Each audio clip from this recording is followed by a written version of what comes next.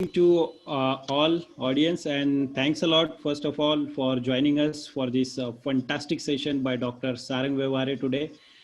He's a consultant rheumatologist and orthopedic, having almost 10 years of vast experience, and really excited to share his experience with everyone present here. So welcome you all for this Ruma Digi Conclave. The program named itself is a Ruma Digi Conclave because we are going all digital because of this pandemic situation. This is the way, and this is the new normal, I can say, that we all have adopted to connect with each other, to share the knowledge with each other. So once again, I thank you to Dr. Sarang Vevare, and I welcome him also personally, sir, for giving us your precious time and taking out your time for us and for the benefit of the audience. So today's topic is approach to arthritis. So it's basically a very vast topic, I must say, and I'm sure that we all will be getting benefited with the session by Dr. Sarang Vevare. I would like to introduce Dr. Sarang Vevare a little bit more in detail before going ahead for the session. Dr. Sarang Vevare, he is a consultant rheumatologist and orthopedic. He's from Aurangabad. And as far as educational qualifications are concerned, Sir has completed MBBS from Grand Medical College and Sir JJ Group of Hospitals, Mumbai. Then Sir has completed his DNB Ortho from the National Board of Examinations, New Delhi. Sir is holding a fellowship in rheumatology at three different platforms. One is ULAR, which is a world famous course of rheumatology for 2 years from Zurich, Switzerland. Then he has also held the fellowship in rheumatology by IMA, Indian Medical Association, and Apex Center of Rheumatology Fellowship. Moreover, as I said earlier, sir is carrying almost 10 years of experience in rheumatology and orthopedic practices. So as far as his work experience is concerned, he was a registrar in Government Medical College, Meerut, Sangli. Then he was a registrar in St. George Hospital, Mumbai also. Moreover, he was a consultant in DU PMC Medical College, Jalgaon. And now, which is most important thing, now he's a consultant rheumatologist and orthopedic in Seth Nandlal Dutt Hospital, Aurangabad since almost 8 years. And most importantly, he's owning his own Aurangabad Arthritis and Rheumatology Clinic at Jalna Road, Aurangabad. So this is all about Dr. Sarang Vevare. And once again, welcome to our show, sir. And welcome to our webinar platform called Ruma Digi Conclave. So I'll not take much of your time and audience time. I welcome each and everyone in the audience for this online live program. And over to you, sir, for the session. Thank you very much. Thank you.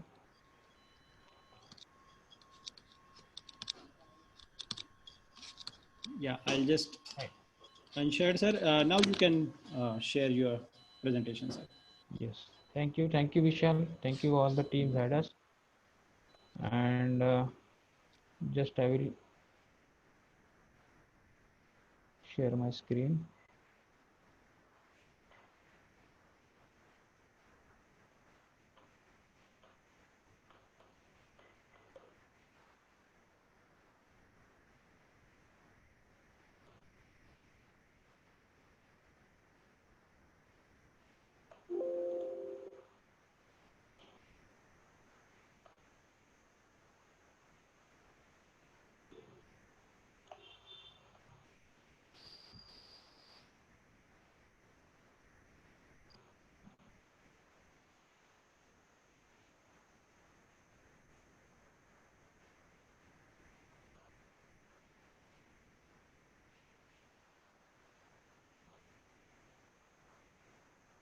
Hello. Am I audible? Yes, sir. You are audible. Yes. Good evening, all of you, all the doctors, and thank you, Team Zydus. Thank you, Vishal, and giving me an opportunity to speak about the topic like approaches to the arthritis. So this is a very vast topic. This is a very vast topic. Sorry, there is some disturbances. Okay.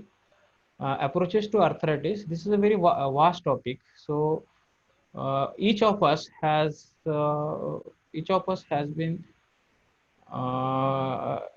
encounter, or each of us having some practices. They come in such a situation that patient who come with us with multiple joint pain or small joint pains, and there are some joint swelling, some joint not swelling, sometimes rheumatoid factor positive, sometimes rheumatoid factor negative, just mildly ESR CRP raise or only single joint raise, but no other left finding. So there are different findings we have find out, and we are confused whether this patient is having some arthritis or doesn't have some arthritis. Are there any guidelines to start some DMRD drugs, or should we give some methotrexate, or should we give some anti-inflammatory drugs? There are different confusions is going on always in our mind. So I just think we will give some conclusion or some point of discussion over how to approach the patient of arthritis, or how to go on a conclusion that this patient is having rheumatoid arthritis, or this patient is having osteoarthritis, or this patient is having some other kind of arthritis like spondyloarthropathy or ankylosing spondylitis. So, what is meaning by arthritis? Some people say it just aches and pains. Some patient says this is and just an old age diseases. Some says it is a wear and tear of the joint. So some patients they deny I'm too young to get such kind of arthritis. No, the arthritis is very important because the prevalence of arthritis is almost 15% in our India. Almost 200 billions, 180 to 200 million people in India, they are suffering from arthritis. The prevalence is high by many well-known diseases like diabetes, which is 4 to 5%, AIDS and cancers. So the arthritis is going increasing and increasing in prevalence. So most common arthritis is osteoarthritis, rheumatoid arthritis, spondyloarthropathy. So the knowing of arthritis and making an awareness to the arthritis and diagnosing the arthritis is very important thing right now, and it will going to be a very tough problem, a very common problem in next futures because of our lifestyle, because of our other things. So what are the signs and symptoms of arthritis? Normally what patient comes with the arthritis having and decreased range of motions. These are some kinds of signs and symptoms we get in arthritis. Patient present with the swelling of the joints.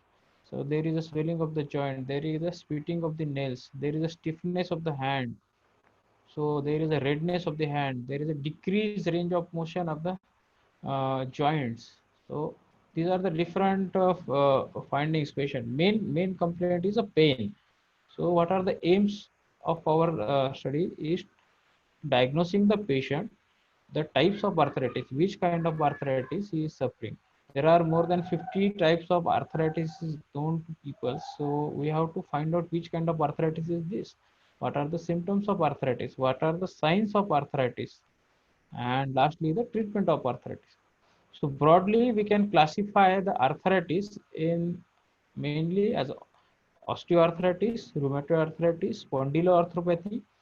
Spondyloarthropathy again have ankylosing spondylitis, psoriatic arthritis, and arthritic enthropathies, and other is crystal arthritis like gout, pseudo-gout, CPPD diseases. These are some broad classification of arthritis.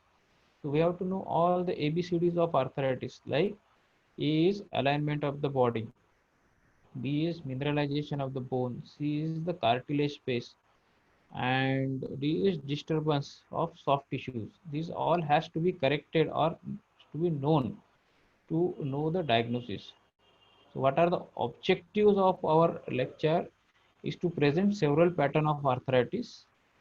There are where the labs and imaging fit in various patients of presentation, and benefits and pitfall related to lab testings. This is our objectives of this study. Then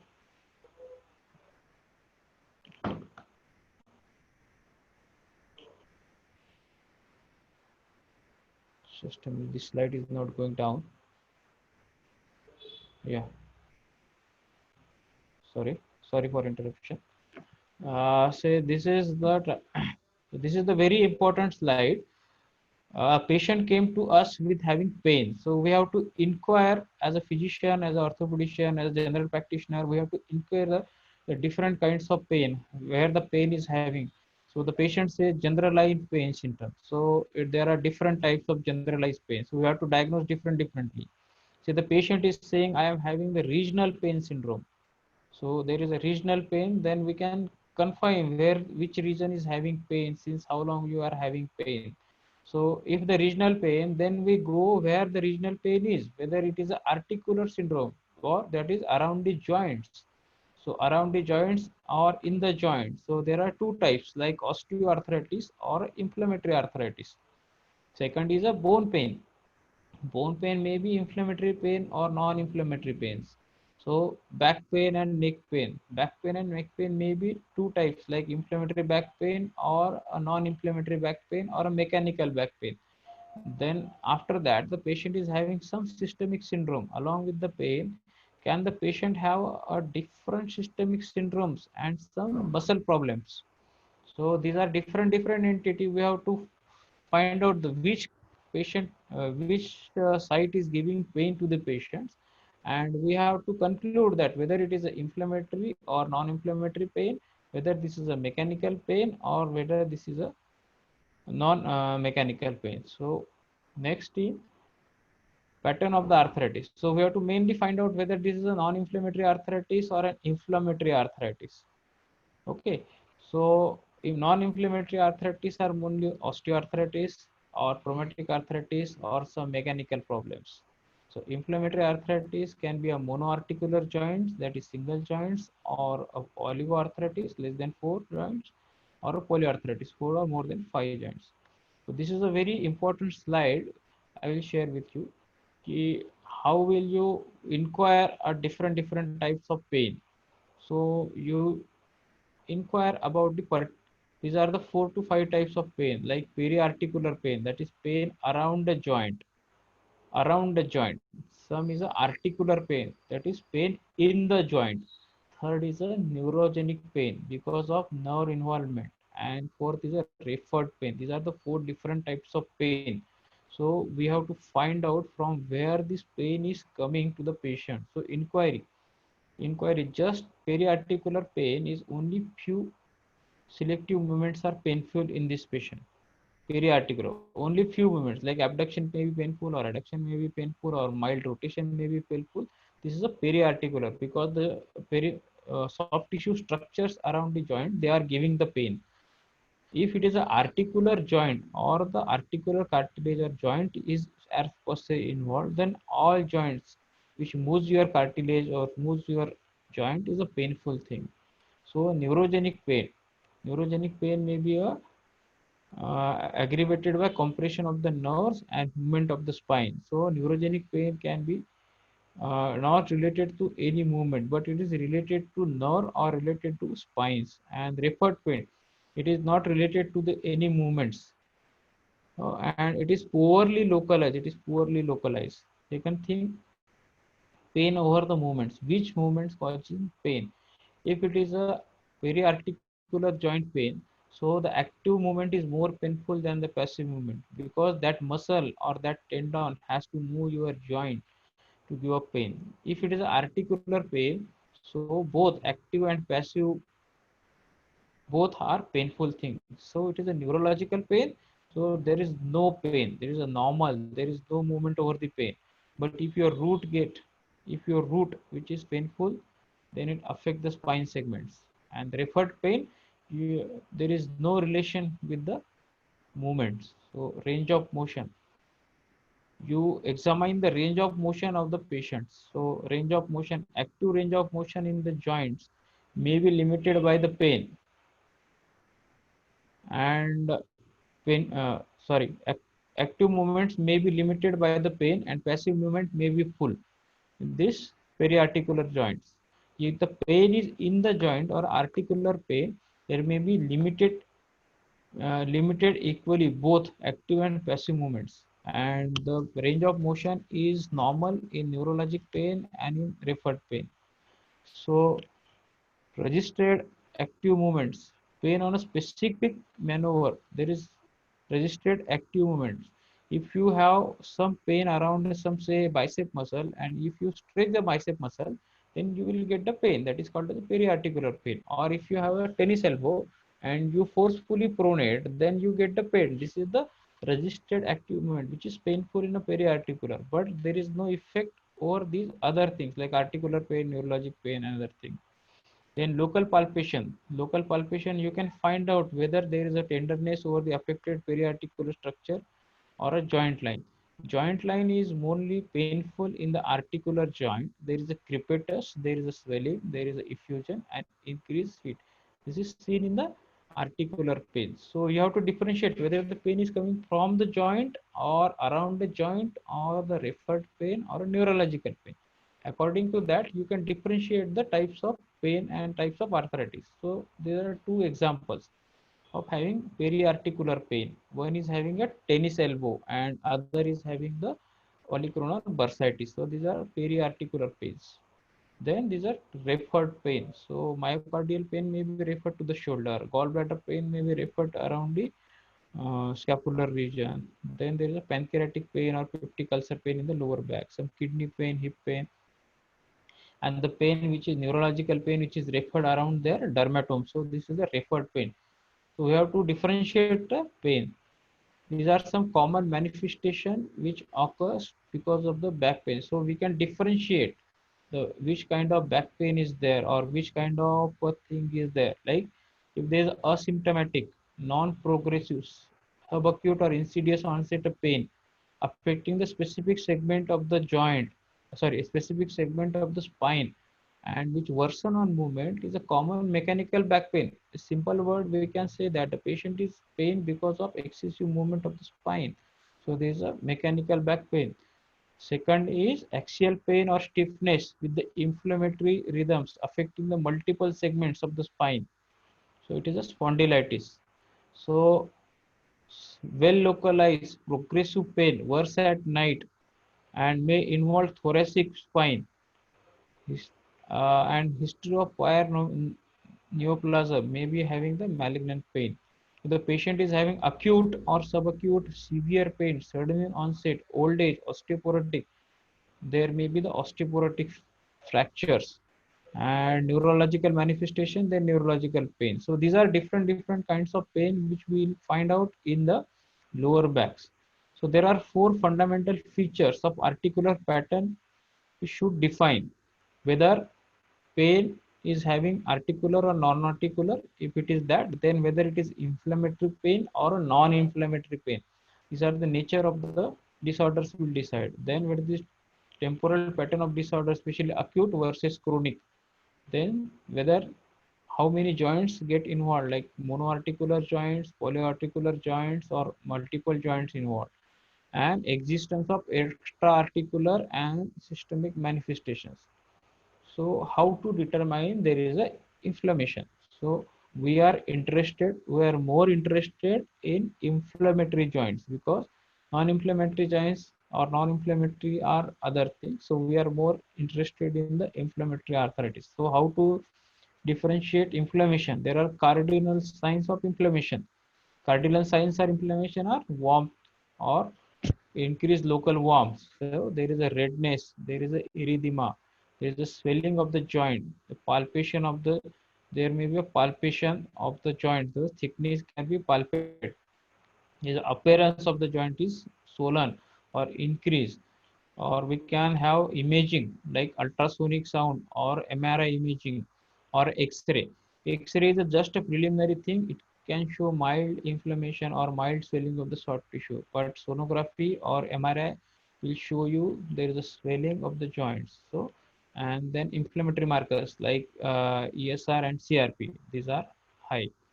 So how to determine the presence of inflammation? So physical signs, we know erythema, redness, warm. These are all cardinal signs. Mostly as second thing, inflammatory markers, ESR, CRP. So if it is very high in elderly patient, then we can suspect polymyalgia rheumatica also, giant cell arthritis also, rheumatoid arthritis also. So these are different markers. Sometimes if there is a low grade inflammation or just started in the initial stage, then this marker may be normal or just above the normal. Okay, so we can differentiate between the inflamed joint or we can differentiate between the damaged joint. So we are more interested in inflamed joint, because if we diagnose that inflamed joint early, then we can prevent going in damage. So how to differentiate between damaged joint and inflamed joint? So early morning stiffness. Early morning stiffness is more prolonged in inflammatory joints, and it's small or brief in damaged joints.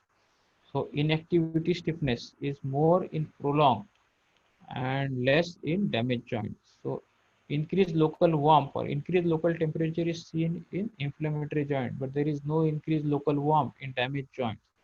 So stress pain is present, or pressure or compression pain is present over inflammatory joints. This is not present in damaged joint. So capsular soft tissue thickening, we can palpate the capsular soft tissue thickening in the inflammatory joint, but this is not seen in the damaged joint. Joint effusion may be there, joint effusion is there in inflammatory joint, but there may or may not be there in the damaged joints. So crepitus, no, there is no crepitus in the inflammatory joint. Yes, there is a crepitus in the damaged joint, which is confirmatory thing.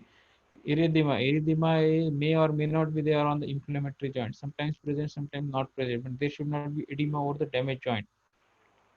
So malalignment, deformity, no. Inflammatory joint is not malaligned. They are just swollen, but damaged joint may be malaligned. So instability, no. There is no instability in the inflammatory joint, but there is instability in the damaged joint. So we have to differentiate between whether this joint is inflamed joint or whether this joint is a damaged joint. So now we'll go and see one by one how to see the joints involved and how to diagnose the other kinds of arthritis. So from pain we are gone to joints. So we'll count the joints. How many joints are involved? Like monoarticular joints. There is one joint or single joint involved. Oligoarthritis is called as a 2 to 4 joint involved. And then polyarthritis, more than 4 joint involved, is called as the polyarthritis. So we have to differentiate whether one joint involved, 2 to 4 joint involved, or mono joint for that. If it is a more than 4 joint involved, then we say that it's a polyarthritis. Only 2 to 4 joint, then oligoarthritis. So whether it is acute or chronic. Acute is within few hours to few days, like gout, which is very acute presentation. Infection, which is acute presentation. Subacute is up to 6 weeks, and chronic is long term, more than 6 weeks or months. So additive versus migratory. Additive affect the joints and added progressively. Is one joint involved, then other joint, and then multiple joint get involved. Migratory inflammatory process is one joint involved, and then that joint get cure, then other joint. That is called as a migratory. Migratory is seen in alendronic rheumatism. Then third is a persistent or recurrent. Persistence is once it is said the arthritis persists over the time. That is persistent, more than 6 weeks. Recurrent is comes and goes. Symptom, there is a symptom free interval. There is a symptom free interval. That is recurrent.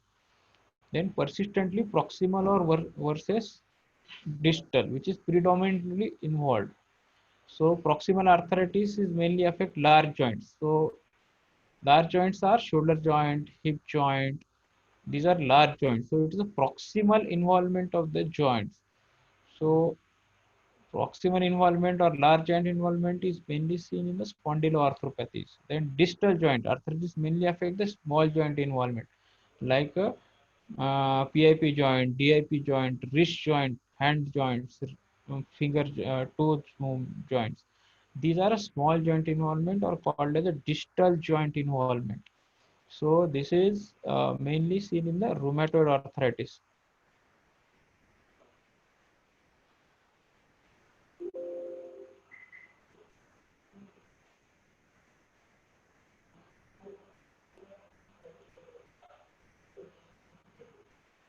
Sorry, some disturbance is there. Exit without installing. Yes. Okay. So then we see whether it is a symmetrical versus asymmetrical joint. Whether both hands are same involved or both hands having some different kinds. If it is symmetrical involvement, it's most likely to be rheumatoid arthritis. If it is asymmetrical involvement, then we can think of other thing, with or without inflammation of the lower back, with or without systemic manifestation. There are multiple systemic manifestation we can find out. You can start from the eyes to the lower down. Okay, so evaluation of arthritis is these things. We have to find out the old age, then we have to find out acute or chronic, symmetrical, asymmetrical, number of joint involvement, and then other things. So if it is a monoarticular joint involvement, monoarticular single joint involvement is mostly crystal arthritis or some kind of infection is there. Okay, so there is a rapid onset of pain and swelling, which is worsened within 6 to 24 hours. Okay, then it's a severe pain, often described by the patient like worst pain forever. This is I am talking about the gouty attacks. So it's a marked tenderness, often unable to bear the clothes or bed sheet to touch it. Okay, often florid synovitis with tense effusion, adjacent soft tissue swelling is there, redness is there, local worm is there, and this develops within 6 to 24 hours. The patient is totally restless, severe pain is mostly seen in the crystal arthritis or a gout patient, and the episode is self-limiting. Even without treatment, it limits within few days, or with treatment, it limits in 1 to 2 days. Okay, so we have to find out inflammation. So how to find out other inflammations are joint swelling we have seen. So compared to other sites, then we can aspirate the joint fluid and send for the analysis. If it is WBC count is less than 2000, then it is not inflammatory things. Then the synovitis can be observed by clinically or by radiologically. And if we palpate a bony heart enlargement, it suggests mostly osteoarthritis or superimposed synovitis. Okay. Then inflammatory imagings. As we show on the radiology or X-ray, soft tissue thickening is seen, which is non-specific thing, and maybe seen like there is some fluid or there is some collection or there is some soft tissue enlargement over the X-rays. We can see erosions of the joint, which is an inflammatory process. We can see the periosteal reaction, there is an increased bone, or we can see the osteoporosis, or we can see the pencil thinning of the cortexes, or can see the osteoporotic bones. These are all seen by the imaging radiologist. So we can diagnose on this imaging. MRI is not typically done for synovitis, but MRI is mostly done in spondyloarthropathies. Like patient is having lower back pain and X-ray is normal, HLA-B27 is normal. That time we can see bilateral marrow edema in both SI joints or a single SI joint. If you see a bilateral marrow edema and the patient is having some kind of back pain, that is the diagnostic thing for spondyloarthropathy. The patient may be negative for HLA-B27. So these are the findings for MRI. Then we can see swelling over joints or any inflammation which is seen properly on the ultrasonic, but you have to need a trained a radiologist for it. Okay, so next thing is how many joints are involved. These are 28 joints we have given. So this is called as a 28th DAS score. We calculate number of joints, number of swollen joints, number of tender joints, and then we write out the count key. These are the joint involved. There's symmetrical joint involved. This is mostly seen symmetrically in rheumatoid arthritis. So these are the joint involved. So these are the joints which are spare in osteoarthritis, and these are the joints which involved in osteoarthritis. Like the back black color joint, these are mostly involved in osteoarthritis, and there is a brown color which are spare in osteoarthritis. So hip joint, knee joint, and first toe, which is mostly involved in osteoarthritis. So your wrist joint, elbow joint, and shoulder joint, these are spare in osteoarthritis. So these are some things which causes monoarticular osteoarthritis. This is single joint involved in osteoarthritis because of trauma or because of injury or because of spondyloepiphyseal dysplasias or pre-existing arthritis like some juvenile or septic arthritis or hemochromatosis, which causes avascular necrosis to the hip joint, to the lunate bone or metacarpopharyngeal joints. These are the osteonecrosis or avascular necrosis. These are the other causes causing secondary osteoarthritis or osteoarthritis. These are mainly monoarticular involvements. So these are some important systemic manifestation which you will find out along with the arthritis. You have to ask everything in the history to conclude whether this patient is having systemic involvement or just inflammatory hand involvements or joint involvement. So these are the multiple manifestations like fever or weight loss or severe fatigue. This is seen in many kinds of arthritis like rheumatoid arthritis, SLE, dermatomyositis, polymyositis, mixed connective tissue disorders, vasculitis, and all the things. So there is skin manifestations. Skin manifestation is photosensitivity, alopecia. This is seen in diabetes. This is seen in SLE. Then sclerodactyly or telangiectasia. This is seen in the systemic sclerosis or mixed connective tissue or overlap syndrome. So these are multiple things. Just to give a 1 minute. एक 15 मिनिटांनी phone करतो, एक conference मध्ये आहे.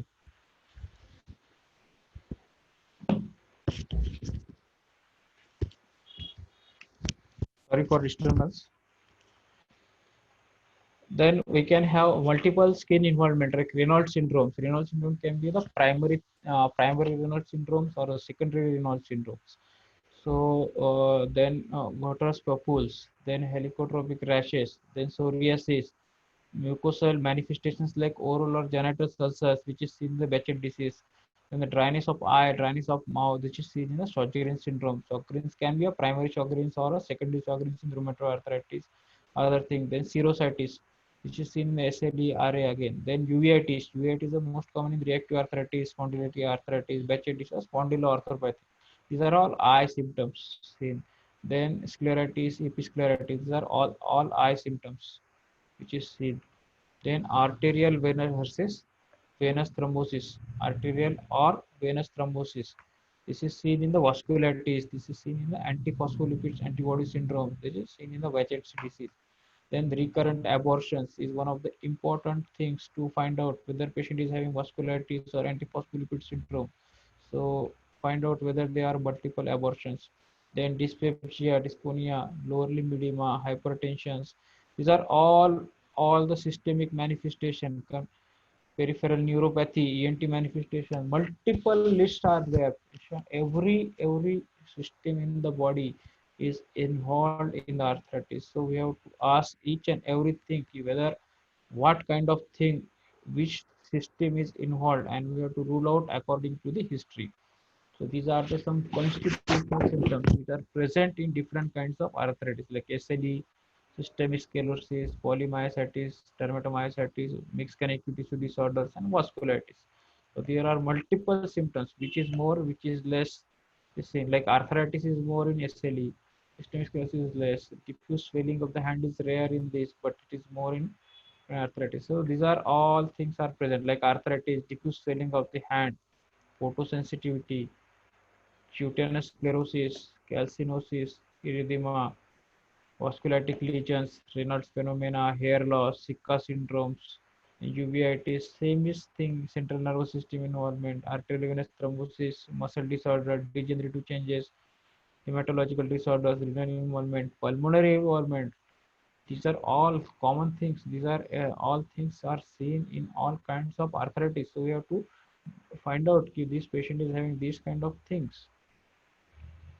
So these are different history and mild examination. You have to find out the patient is having pain, then which kind of pain, how much joint was involved, whether it is inflammatory or non-inflammatory, and then we can conclude that this patient is having inflammatory arthritis.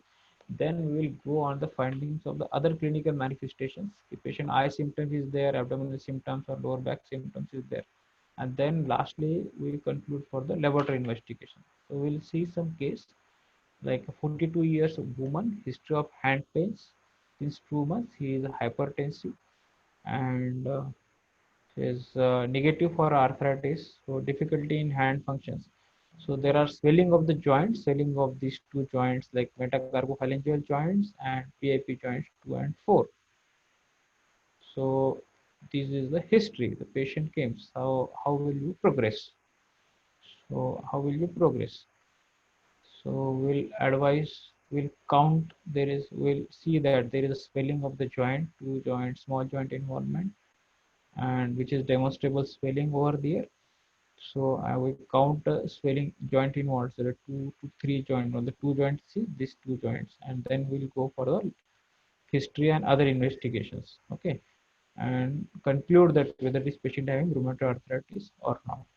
So this is the recent guidelines criteria which is given by Jugular and American College of Rheumatology. These are given this criteria in 2010. This is the recent criteria. So this criteria is to diagnose rheumatoid arthritis early. There is one entity called as a seronegative rheumatoid arthritis where anti-CCP is negative, RA factor is negative, just mild ESR and CRP is raised. That time also we can diagnose the patient is having rheumatoid arthritis. So we have to, this is the very important sign, we have to see this slide. So there is some prerequisite criteria to apply this prerequisite thing to apply this criteria. One prerequisite thing is patient should have at least one joint involvement which is definitely swelling or that is definitely synovitis which is demonstrable. And second thing, that swelling or that synovitis will not be explained by any other condition. Like if there is a trauma, you cannot say that there is swelling over the joint. That is because of trauma. Of the patient is having infection, then we cannot say that this is a swelling of the joint. So these things should not be there. So that at least one joint which is demonstrable swelling and which is not explained by any other disease. This is the first prerequisite. Then we go for the classification criteria. Then we count how much joint and which are the joint involved. Okay, so for diagnosing of rheumatoid arthritis, the 6 point is required. This is 6 point is required to diagnosing the arthritis. So more 6 is sufficient to label the patient as a rheumatoid arthritis. So we count the joints. If we see one large joint involvement, we'll score it as a 0. Any large joint like a hip joint, shoulder joint, knee joint, ankle joint, if it is a single large joint involvement, we'll score as a 0. If it is a 2 to 10 large joint involvement, we will give it just a 1 point. If it is a 1 to 3 small joints involvement, like the PIP joint or a metacarpophalangeal joint or a wrist joint, single joint to 3 joint involvement will give you a 2 point. So the small joint involvement is more important in rheumatoid arthritis than the large joint. We'll see that 1 to 3 small joint is 2 point irrespective of large joint. If the large joint is involved 5 and one small joint, then you give 2 points. If it is a 7 large joint involvement and 2 small joint involvement, till we give the 2 points irrespective of small joints. Irrespective of large joint. If there are 4 to 10 small joint involvements, then the patient will give you, then will give 3 points to the joints. And if it is a more than 10 small joint involvement, then we will give you the 5 points to it. These criteria, small joint involvement is irrespective of large joint involvement. The large joint, how much involved is not significant when there is a small joint involvement. Okay, so if it is more than 10 small joint involvement, we will give the 5 points. Second thing, we'll see since how many duration, how much long this patient is having these symptoms. So the duration of symptoms, if it is less than 6 weeks, then we will give the 0 points. If it is more than 6 weeks, then we will give the 1 point to the patient. Then we'll go on the blood investigation. So we will find out whether it is a CRP or ESR.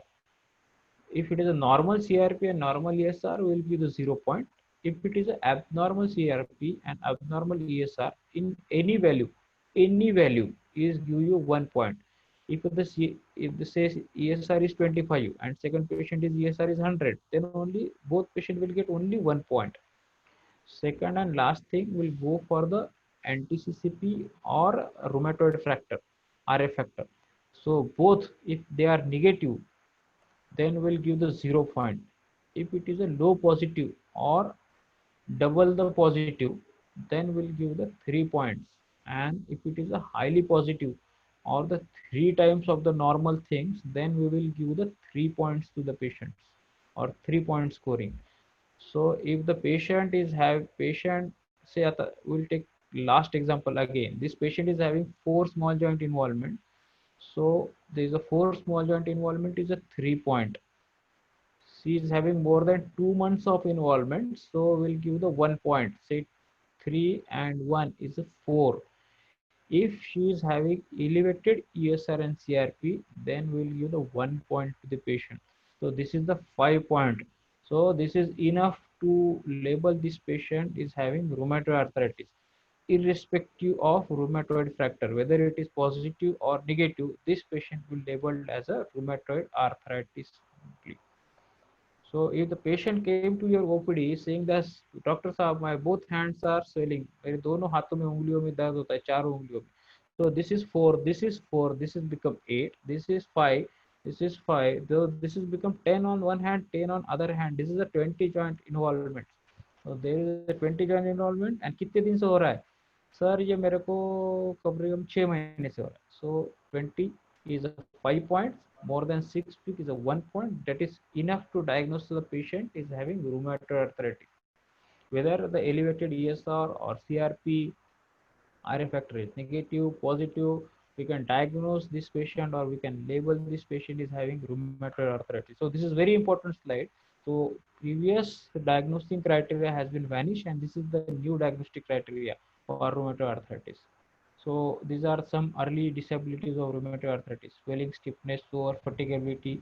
This is early because this is potential reversible things. So these are the tender joint count. These are the swollen joint count. So we count how much is the tender joint count out of 28, how much is swollen joint count out of 28. Then we we ask the patient, how will you feel your general health?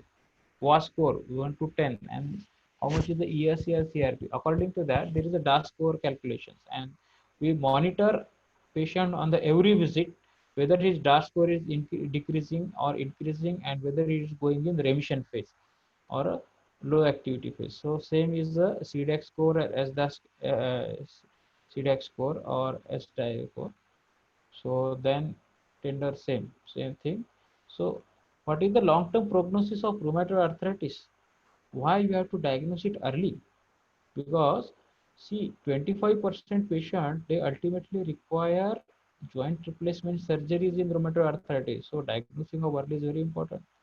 29% of patient in 1 year, 40% of patient in 5 years, and almost 80% of patient in 20 years they are disabled. They give up their jobs. They cannot work. So we have to decrease this. So early diagnosis is important. So their life expectancy is reduced, their immune system is down, so there are chances of infection, there are chances of malignancies, there are chances of lymphomas, there are chances of accelerated atherosclerosis. These are all sad things. We have to diagnose it early. So this is the long-term prognosis of the arthritis. So what is the key element of success to early diagnosis of rheumatoid arthritis? Is a public awareness, and diagnosing the rheumatoid arthritis and treating the rheumatoid arthritis early is a very important thing. So why the patient they get so much deformed? Because these are different things. Why? Because they have initial burden of disease. When they come to us, when they come to any doctor, already disease is very progress. They come to us after 2 years, 3 years, 5 years, 7 years of disease, and then taken other pathies like Ayurvedic thing, medicine thing, some kada, some long-term steroids, and then they come when the deformity is there. So initial burden is very high. Then there is inadequate control of the disease, lack of response to medicines. then compliance of the patient. These are our goal is to early control the disease and goes in remission. So these are the some slides. So this can be shown to all the patients if they are having this S factor like stiffness, swelling, and squeezing. Then probably they could have arthritis problem. So they have to visit their doctors.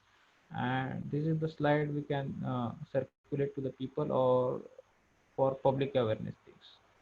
So what are the tests to be done in screening of the inflammatory arthritis is same.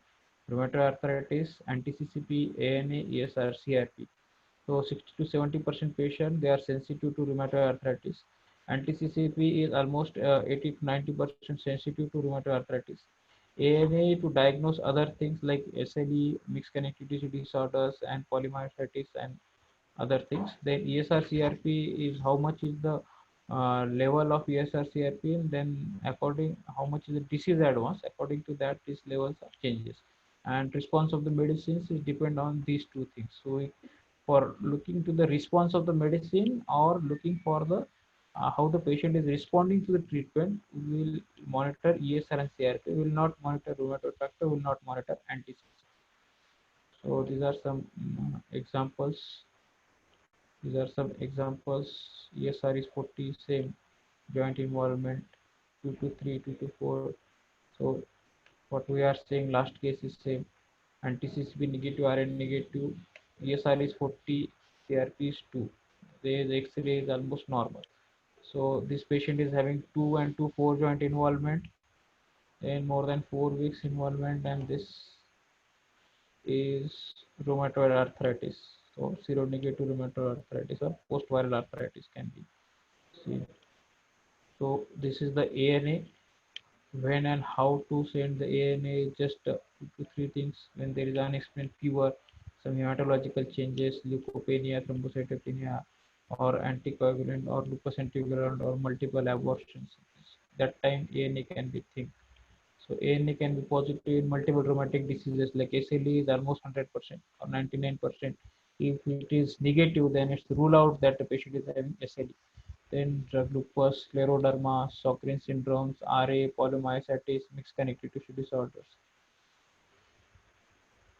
So these are the things. Anti-DNA is SLE, anti-Smith. So when it is a positive, then we do ANA blot. ANA blot will give you these kinds of antibodies. These kinds of antibodies, they are present. They are subdivisions of ANAs. So if it is an anti-DNA positive, which is mainly in SLE, anti-Smith, then it is a SLE. Then anti-RNA, it is a mixed connective tissue disorders, or anti-SSA or anti-SSB, that is called as a RO or LA. It is seen in Sjogren's syndromes and SLE. So these are different kinds of things, and these are different types of NA plots results, and we can have. There are 2 to 3 names are there. One is called as rupus, which is most common thing like rheumatoid arthritis plus SLE is combined is there. That is called as a rupus. And there is 2 diseases they are overlap, or 2 diseases are there. Then it is called as overlap syndrome, that is SLE and RA is the most common overlap syndrome. Then there is one entity is called as the MUX connective tissue disorder. There are 2 to 3 connective tissue disorders which are combined with it. So these are different rheumatological disorders, but they are very uncommon things. Like only 5% rheumatological, 5 to 10% rheumatological disorders are these things. So this is some photograph. This is of osteoarthritis of the hand. This should not be confused with the rheumatoid arthritis. In the rheumatoid arthritis, DIP joint, this joint never get involved in rheumatoid arthritis. Okay, this is that X-ray of that lady having Wilson deformity. This is rheumatoid arthritis deformity. This is rheumatoid arthritis deformity. Some pseudo gout photographs is there. You can see this CPPD crystal deposits. So these are mostly about a rheumatoid arthritis. Then one major entity is ankylosing spondylitis or spondyloarthropathy, which is associated with HLA-B27. So HLA-B27 is normally associated with these kinds of arthritis like spondyloarthropathy, ankylosing spondylitis, psoriatic arthritis, then writer's disease, enteropathic arthritis. Okay, 7% of normal population they are positive with HLA-B27. So this is not like if the patient is having positive with HLA-B27, he is having this diagnosis. 7 to 8% people they are positive with HLA-B27. So these are the common signs and symptoms which are present with the spondyloarthropathy. Spondyloarthropathy is when we'll talk 3, 4 diseases like spondyloarthritis, ankylosing spondylitis, psoriatic arthritis, then Behcet disease, inflammatory bowel disease. These are all spondyloarthropathy related diseases. So signs of arthritis of ankylosing spondylitis are peripheral manifestations are ethynicitis, swelling of the large joint, ductilitis, ethynicitis. These are extra articular manifestations of spondyloarthropathies or ankylosing spondylitis. Like eye symptoms is there, cardiac symptoms is there. These are all things. Then psoriasis is there, airway diseases is there, renal abnormality, lung, interstitial lung disease. These are more common in rheumatoid arthritis also. So these are diseases related with HLA-B27, ankylosing, reactive arthritis, psoriatic arthritis, IV arthritis. So these are as this is the old there's a new classification for rheumatoid arthritis. There is one classification for ankylosing spondylitis also. So these are the classification. This patient can complain of inflammatory back pain, arthritis, ethynicitis like heel pain, uveitis, dactylitis, psoriasis, Crohn's or ulcerative arthritis. Good response to NSAIDs, family history of spondyloarthropathy, HLA positive and elevated CRP. This criteria says if there is a sacroiliitis on imaging like MRI or X-ray, sacroiliitis plus one of the spondyloarthropathic feature is positive. Which are these features? These are these features. If the patient is saying I am having back pain which is more in the morning, that is inflammatory back pain, and his MRI shows sacroiliitis or a bone marrow edema on MRI, then there is sufficient to diagnose as a as a ankylosing spondylitis. Or the patient is having sacroiliac arthritis and his patient is having pain, swelling over the knee joint or any ductilitis or heel swelling and is reviewed by NSAIDs and the MRI shows sacroiliitis, then also patient can be diagnosed as a spondyloarthropathy. HLA may be negative. So other thing is HLA B27 positive plus below these two. If the patient is elevated CRP and his good response to NSAIDs, then and HLA positive. It is also features of spondyloarthropathy. So these are the criteria for diagnosing of spondyloarthropathies or ankylosing spondylitis. So this is the picture. You can see bilateral sacroiliitis on this. This is the pattern of psoriatic arthritis. You also see dactylitis or the psoriatic arthritis. You see DIP joint involvement in psoriasis, which is not seen in rheumatoid arthritis. But there may be the polyarthritis seen in the dactylitis. So there is a severe joint destruction or arthritis mutilans is seen in the psoriasis. These are some typical features of psoriasis. So these are the psoriatic hands, finger, nail bed involvements. This is psoriasis. This is psoriasis. This is oligoarthritis. This is distal arthritis. This is all psoriatic arthritis of the hand. This is the psoriatic arthritis. We can see the pencil thinning of the cortex, psoriasis arthritis. This is the psoriatic arthritis, which is also same seen in the ankylosing spondylitis. This is the psoriatic arthritis. You see the tip, there is a trough resorption. It's called as a pencil thinning of the cortexes. There is a periosteal reaction. There is a periosteal reaction. There is increased periosteum.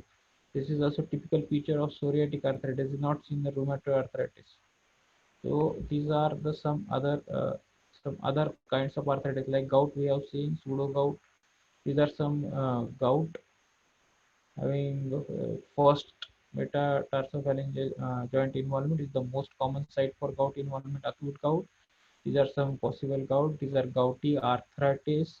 These are the gouty tophi which is causing lytic lesion over the X-rays. This is gout which is seen over the MRI. This is advanced gout. There is swelling of the hand, which can be confused over infections. So these are the tophi of the gout. We can see white color tophi here. All joints are all tophi of the gout. So this is other kinds of arthritis, which is rare thing like synovial osteochondromatosis. This is typical of synovial osteochondromatosis. This is synovial osteochondromatosis. How this is seen over the MRI synovial osteochondromatosis. Some infectious arthritis like tubercular arthritis, maybe monoarticular, soft tissue swelling, joint diffusion, warm, marginal erosion. This is also tubercular arthritis. This is how you see tubercular arthritis. There is a pus formation. There is a pus formation. There may be a pyogenic arthritis. So there are difference between tuberculosis and pyogenic infections. So these are MRI findings. Tubercular versus pyogenic arthritis. Pyogenic arthritis is more destructing than tuberculous arthritis.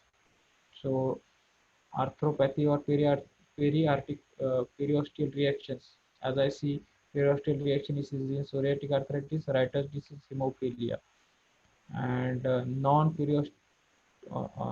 there is no osteoporosis. There is no osteoporosis or osteoarthritis, gout, CPPD, psoriatic arthritis, ankylosing spondylitis, neuropathy, joints. So osteoporosis is seen in rheumatoid arthritis, infections, hemophilia, scleroderma, SLEs. So this is polyarthritis. So conclusion to porous to arthritis is a very vast topic. So just we have to understand some things. The patient came with the multiple joint involvement. First, we have to diagnose the patient is having inflammatory arthritis or a non-inflammatory arthritis. If it is a non-inflammatory arthritis, then find out whether it is osteoarthritis or any other mechanical symptoms or any other problem. If it is inflammatory arthritis, then whether and how much joints get involved, small joint involved, large joint involved, count that joints, note the count of the joints, then since how many long, and then duration, and then other look for any other systemic manifestation is there, if there is any other systemic manifestation, and then after that go to the lab. So if then we can diagnose according to the labs. So remember two criteria, EULAR 2010 criteria for diagnosing of rheumatoid arthritis and ankylosing spondylitis criteria. So we can mostly diagnose this depending upon broad classification. Second thing remembering is there is a 15% prevalence of arthritis. So most common arthritis is osteoarthritis, which is around 14%, 13.5 to 14% involvement. There is a 1% to rheumatoid arthritis, and 0.5% to 0.4% is ankylosing spondylitis or spondyloarthropathy, and very rare involvements are SLE and other connective tissue disorders. So we major things which are major arthritis, we have to diagnose major arthritis first, okay, and then we go on the other arthritis. So when patient came to OPD, think of the common arthritis first. Don't think of SLE, don't think of any dermatomyositis or connective tissue disorder. So think for the most common arthritis and then go for the, like in rheumatology practice, if the if you count 100 patients, the 90% patients they are ankylosing spondylitis and rheumatoid arthritis. I'm talking of inflammatory arthritis, and only 10% patient or less than 10% patient they are connected to disorders and SLA disorders. So think for the common problem first and properly diagnose and early diagnose the patient so that the damage of the joint is prevented and patient will get proper treatment. Okay, thank you very much. Any questions, please? Yeah, thank you very much, sir, for taking us through, I must say, the entire, not only rheumatoid arthritis, but you have covered ankylosing spondylitis as well as the polyarthritis, the treatment options, the diagnosis. So I must say every aspect has been covered, and it really gives a lot of insights, a lot of knowledge from your side. So first of all, thanks a lot. Thank you very much on behalf of entire audience. Now let's move on to some questions or the questions in the chat box. I can see there is a question from Dr. Swapnil Borse. He's asking why early diagnosis is important in rheumatoid arthritis. Okay, yes, Dr. Borse. As I mentioned, sorry, as I mentioned, early diagnosis is very important because if you diagnose this patient early, then the further complication can be prevented or delayed. As I mentioned in one of my slides, almost 25% of patient in 1 year, 40% of patient in 5 years, and 80% of patient in 20 years, they quit their job. They don't work. They don't do anything. This is huge loss to society, huge loss their family and their all the members. So if you diagnose it early, the patient going into deformity can be prevented and the patient can live a normal life. Okay, if you patient goes in remission criteria or patient goes in low activity disease activity level, then the patient is only taking DMRD drug and some calcium. That's it. He don't require steroid, he don't require NSAID, and that is very beneficial to the patients and he can live a normal life. Okay, that's why early diagnosis is very important. And once a damage is there in the joint, once a damage is there which is non repairable, एक बार जो गया वो गया, वो Right. आने नहीं वाला है, इसीलिए early diagnosis is very important. Okay, Absolutely, sir. So thank you. connecting to that only, sir, there is one more question. As you said, steroid. So there is a question from one of our audience, and doctor is asking that what is the role of steroids in rheumatoid arthritis? Yes, that's a very good question. Many of the patients uh, say before reaching to us or before reaching to any orthopedician, they have taken a lots of steroids, or there was uh, some unknown sources they are giving the steroids, some Ayurvedic medicine, some Kadas, some Babas, they are giving the steroids. So the guidelines what says, guidelines in the ULR, they say if you diagnose the rheumatoid arthritis in an early stage or any inflammatory arthritis in an early stage, so a short course of steroids, say 2 to 3 months in tapering dose, will work to decrease the inflammation fast. And also there are some 2 to 3 papers they says that short course steroid is will work as a disease modifying agents. So giving steroid for a short period like say 2 to 3 months will work as a disease modifying agent also, and to decrease the inflammation and control the disease also. So the steroid role is there in rheumatoid arthritis, will give a steroid in rheumatoid arthritis or chondrocalcopathy for a limited period, and that is beneficial. If it is goes to long term, then that is not a beneficial. Okay. Right, right. Thank you. Well said, sir. So that means steroids can be given for the short-term period, and wherein it will not only act as a anti-inflammatory, but it will work as an immunomodulatory as well. Right. So there is a question I can see. What is your means? This is pertaining to your experience. I think audience wanted to know, as per your experience, how you choose the treatment for the newly diagnosed rheumatoid arthritic patient. How you go? You go aggressive or you go slowly or something like that. Yes, yes, yes. In my experience, the patient when come to us or came to diagnosis, they already came after 2 to 3 years or mostly after 4 to 5 years. So that time majority of damage is there in the hands or any joint. So we calculate how much damage is there. So my strategy is first I will go very aggressively. I start at 2 to 3 DMRD drugs or some steroids, some analgesic, control the disease fast. When the disease is controlled, then I gradually taper off steroid, stop the steroid, taper off NSAID, stop the steroid, NSAID, and then I will keep my all the patients and DMRD, mostly 2 DMRDs or 3 DMRD, depending upon that. If it is well controlled in 6 months, then we will continue with the same. If not, then we think of any biologics. Yeah. So I think with this, there is one more questions. I think now this is certainly related to rheumatoid arthritis only, but it is the role of biologicals. Somebody wanted to know that what is the role of biologicals in the treatment and when to give it exactly, like So what stage. yeah, role of biologics. There's newer and newer biologics are coming.